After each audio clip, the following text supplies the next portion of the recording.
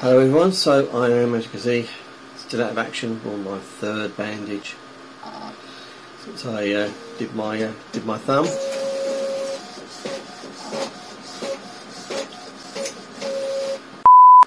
Wife's working at home today, so just something just works. Anyway, so as you can see, I would have hoping to have gone back to do at least something this week, but as you can see, that's just not going to be possible. So, latest news on this is that the break is healing at the top of the thumb, but they've got concerns about the damage that was done to the top, the nail and everything else. Anyone of a squeamish disposition, please look away now, because I'm going to put a picture up.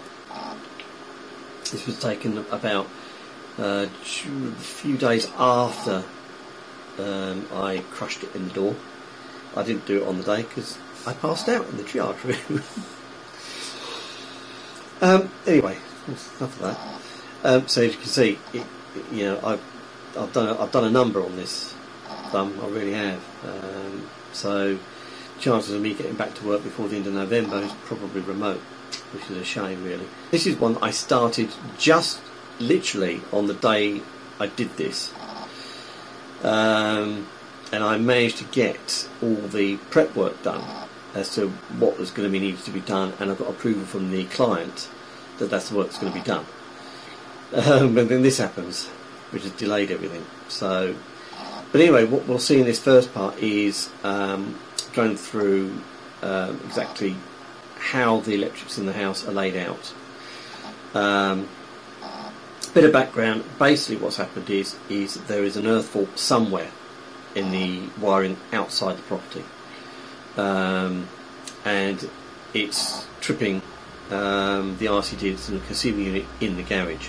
Unfortunately it's a dual RCD board, and the way it's been wired means that every time the earth fault occurs in the garden somewhere, it basically shuts down the RCD, and on that RCD is the electric garage door, which basically means you can't open. And there's been one occasion where the client has been trapped in the garage, unfortunately, and they're an elderly couple, so they obviously don't want that happening anymore. So they had someone around to have a look, and that particular electrician, all he did was to say, well, when it dries out it'll work. It's not the best way to do things, is it really, when you're coming into the winter? And sure enough, I did a quick test, which isn't on the video, but I did a quick test. Sure enough, in the dry, no problem.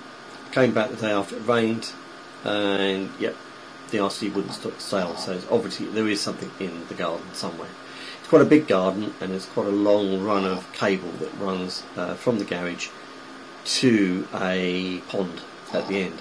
Now, yeah, it could be anywhere on that cable length. Unfortunately, there were lots of joints, lots of junction boxes, lots of lights. Could be anywhere.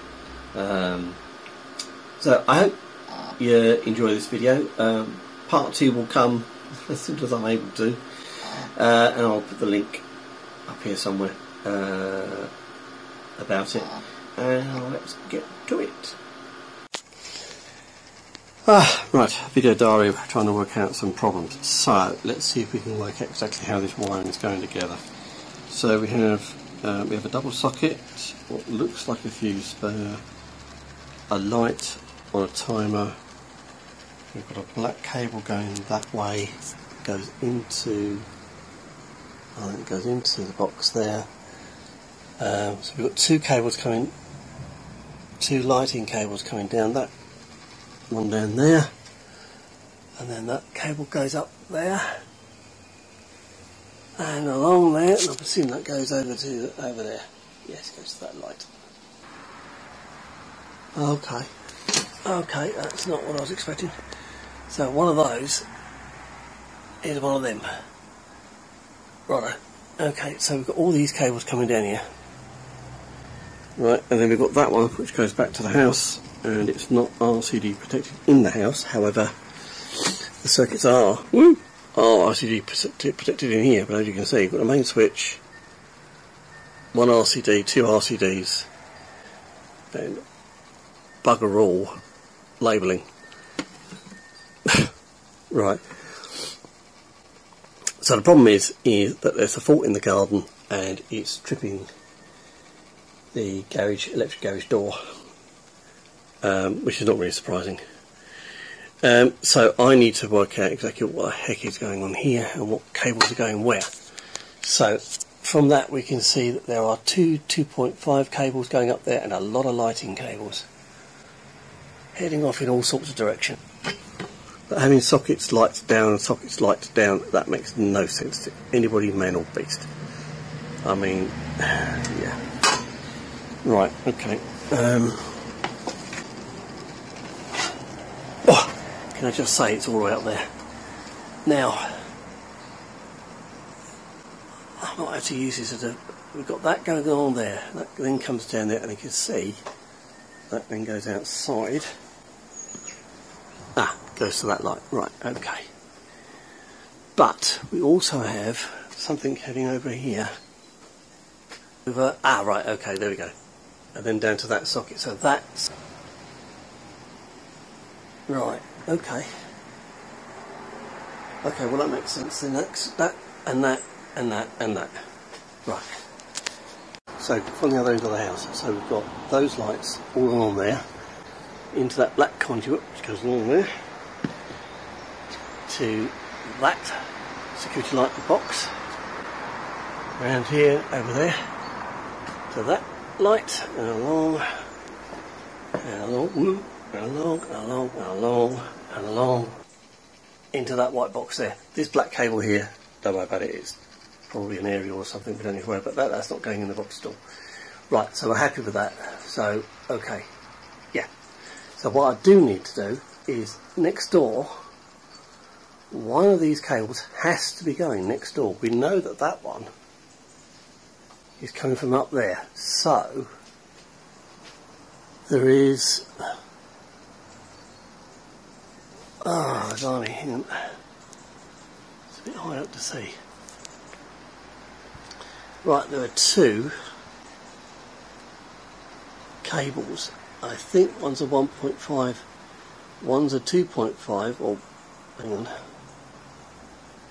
Alright, yeah, that's got to be that because that goes down there and that goes to the outside light before. So that single 2.5 and a 1.5 are heading in that direction.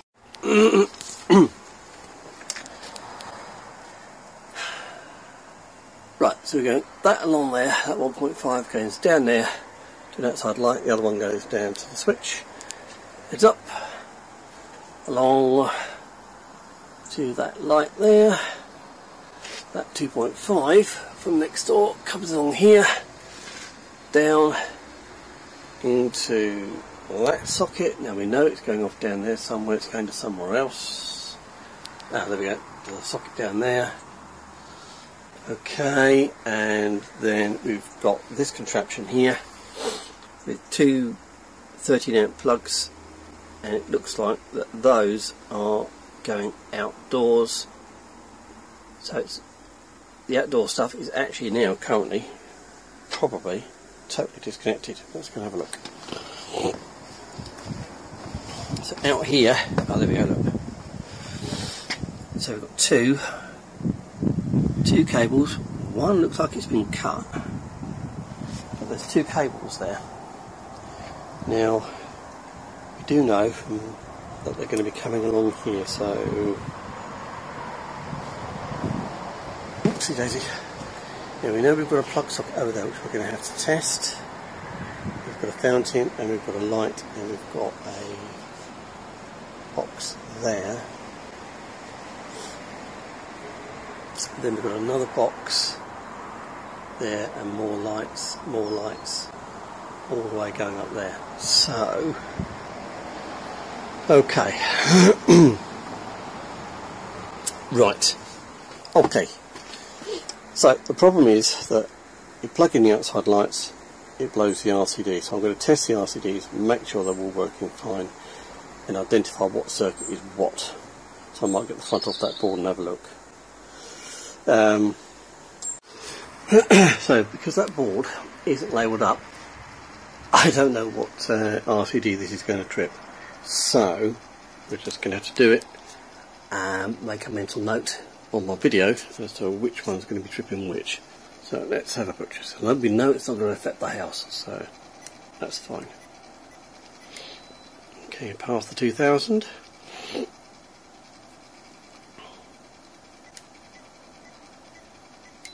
Yep, okay.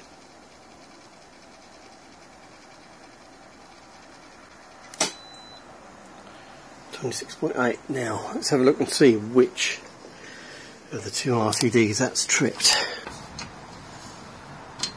It has actually tripped that one, which is those two circuits. Okay.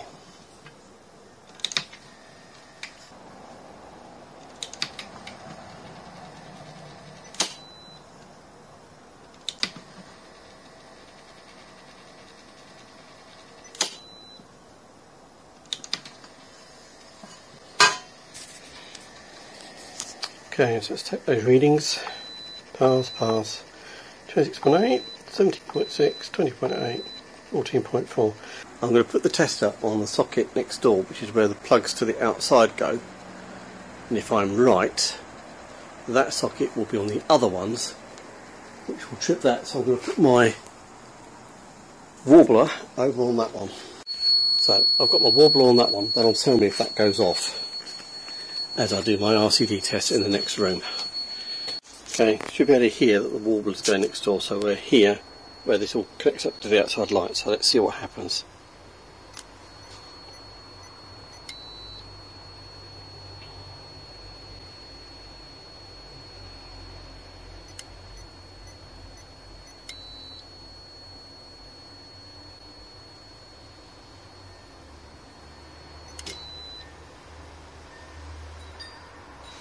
Okay, we can hear that the warbling has actually gone off. The lights are not on that circuit, are not protected by that RCD, nor is that light. That's interesting. So the lights aren't being protected, I don't think, because that's the one that's gone off now, that one over there. And it says there's lights on this. So I think it's laying.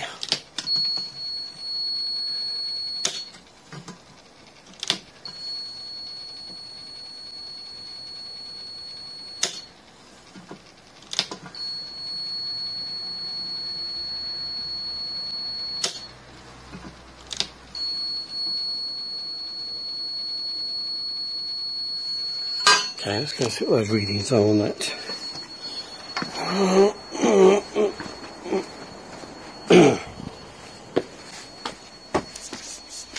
Okay, let's have a look.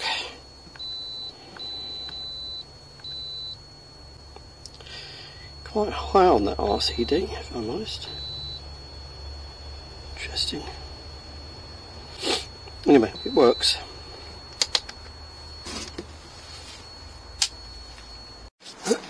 Right, okay, just spent a little bit of time just trying to ascertain what's going on inside this board. So, okay, so here we go. So we've got, for some reason we've got something odd going on here. We've got a bigger cable and a smaller cable here going to a B6, which I need to ascertain what's going on there. B16, that's the radial for that. Now I'm going to test in a minute, but I think this B6, this lighting one, is actually one of those two lights down there. That one on the right is a light, and the one on the left is a light, so we'll do that in a minute. Now, this one here, the B32, these are the two 2.5 cables. Now initially I thought we were dealing with a ring then, but we're not. We're actually dealing with two radials, because the left cable there, the left grey one, dark grey one, is heading off to the garage doors and sockets in here. The one on the far right is heading off to the next door, and they're not connected at that. There's not a loop, so they're not a rate. So we're dealing with two radials on a single 32.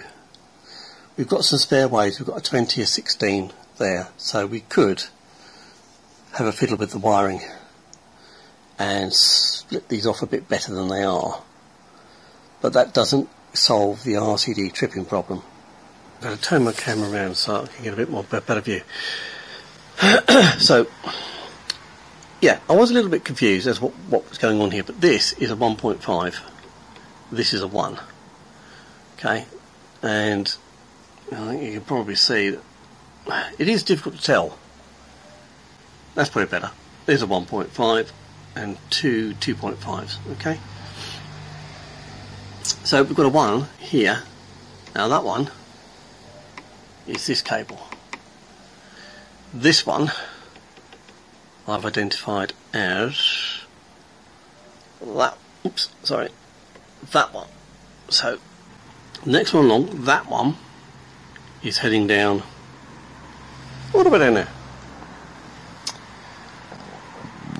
Excuse me. We believe that that one is also heading down there. We're not sure. I haven't quite sussed that. We know those two are basically that one and that one, but we don't know which is which. So that's what we're still working on. So I'm not overly worried about where the lighting and the circuits are going, but I do know what's going where now. So the ones we're worried about are these two going into that 32 breaker, and we've got a spare 20 and a spare 16 there. And like I said, we've got two spare ways here and here. So yeah, I think we know where we're doing with things now. Now what I need to do is suss out how. Go put this right. Technically speaking, because we've got an electric garage door in our house, and we were told by the manufacturers that they should be on their own circuit. I don't know whether that applies to all electric garage doors. Don't know. But certainly for ours, it had to be on its own 20 amp radial, because it's a motor and it draws a lot of amperage when it gets going. So realistically, I suppose we ought to see if we can get this one on its own, or at least separate it from everything else. That doesn't solve the RCD side of it though. So I need to have a think. We could either find a way of having the garage door, or having maybe something on their own RCBO maybe, but either way we've got to have the garage door at least has got to put its own RCD supply. But need to think about this one. In my mind, that board hasn't been well thought out, or rather the circuits haven't been well thought out, and the power going to the garden is a shambles. That's the only that I was done not by the same electrician. I'd be hugely surprised if it was. That's highly unlikely. That was done. That was done at another time.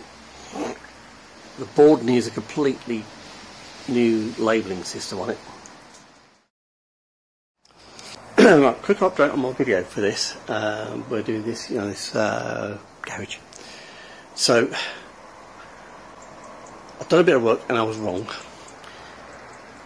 I thought we were running with two radials. We're not, and I'm going to show you how I've worked this out. So, and I'm going to prove it in a minute. So we've got a cable that runs up there. It runs along here, down here, to that socket, and then it goes through the wall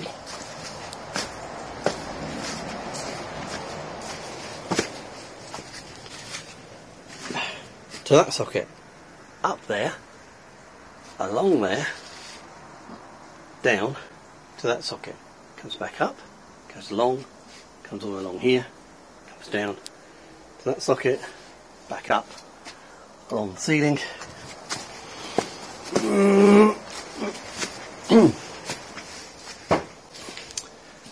and you can just about pick it out, I think. Yeah, comes all the way along there and back to the board. Like I say, so we have got a ring. So in order to separate that garage door from everything else, I am going to have to turn this into two radials. We don't need a ring out here really. Now that I know that this is a ring, and I'm going to prove it in a second, I'm going to go and get my tester from the car. And how do I prove it? Right. what we should see is that probably that is on the radial, so I don't know why I'm showing you that. So I'm not doing that one. So the first one we're going to be testing is that one. Now we're probably, how far do you reckon we are away from there? That's probably a good cable length wise. 1, 2, 3, 4. It's probably a good 5 to 6 metres away from the board. But that should be the nearest socket I can test on the ring. The next one will be the other side, which will probably have an identical reading. The next one is over there on the other side of that wall. That one, I think, will be the furthest away from the ring and will give me the highest reading. So we'll get a reading here, a reading the other side of the wall, probably identical. That one will be quite high. Then it's going to come round to the one over there, the other side of that wall. That will be lower. And then come back to the board. So I should get that one higher, that one lower, back to the board. If that is what happens, then that proves that we've got a ring. And I'll have to do ZS, because it'll be a live test to do it. But everything, to me, is pointing to the fact that this is a ring without me having to do those tests. But we will do them, and I'll share how we do that. Okay, we're just doing some investigation work in this same property back there, outside lights, tripping things. And I just want to show you this. I don't know what to call it, to be honest. But these plug sockets, so these plugs plug in to the ring here. And then that's switched on and it immediately trips. Now, it looks like these are two 1.5mm cables which head off outside. Now, I've never seen this before. This isn't live, by the way, so I can play around with this. But you probably can't see that, but let's try and get really close. Can you see the actual armoured has been sleeved and then put into a chop box? The armoured hasn't been sleeved at all over here. I have never seen, the armoured cable has not been terminated properly in any way, shape or form in there. First thoughts is that someone has attempted to extend the ring to the garden on 1.5mm cables. We come outside.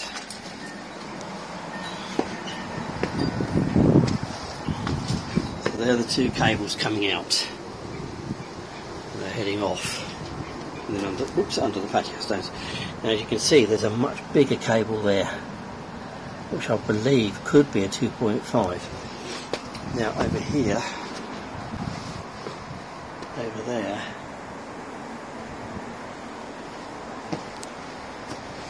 over here, I think those are 1.5mm cables, and so I think someone's tried to extend it into that box. But if that's right, then where are these lights getting their power from? I do like a good mystery. Whatever someone's tried to do there is not right by any way, shape or form. So, yeah. Right, I'm going to get that box cover back on in a second. That we've got to get that garage door on its own circuit, so that anything that happens anywhere else when I'm working out here, I'm not tripping anything. So we've got to do that. Now, in order to do that, I've got to take out the connecting cable that connects this plug socket to the plug socket on the opposite side of this wall. That will then split this into two radials. I've deliberately breaking the ring, effectively. Then, when I've split that all off, I can plug that thing back in, and I can play with it to my heart's content, knowing I'm not going to affect any other electrics in the house or in here. And then I can start doing proper tests out in the garden, as I say, to my heart's content, knowing I'm not going to trip anything when I'm anything else. I won't be disturbing anybody else. I can just work to my heart's content in the garden. And try and suss out exactly what the heck someone's tried to do out there, because it is a bit of a mess. The actual circuit goes down way down there, way down there to a pond. So there's what looks like a 240 volt pump down the end. There's lots and lots of spotlights all the way back with junction boxes, culminating in the socket over there. As usual, change of plan. Now when I'm thinking about it, I think I can do it just with a single 20 amp MCB, because I've re-look inside that board and effectively I'm going to split this ring into two radials, two 20 amp radials. I'll put one radial on one RCD, the other radial on the other RCD, so whatever goes on outside won't affect anything. If I make sure all the other circuits are wired correctly, so the internal lights are on the RCD that's not controlling the circuits outdoors, make sure the outdoor security lights are on the same one. I just need to rearrange the wiring in the board, put a new 20 amp MCB in, that's all I need to do. That will separate this garage door from what's going on outside. That's a much simpler solution. So there you are. That's where I managed to get up to. It was a real shame really, because I was really looking forward to doing this job. The annoying thing is, as you saw in the video, it's actually a very simple thing to isolate that garage door and split in the ring. So, you know, it would only take me an hour or two at the most to do that and put the new MCB in and everything else, and then maybe I can get on with sorting their garden electrics out. But so we will see you on the next video.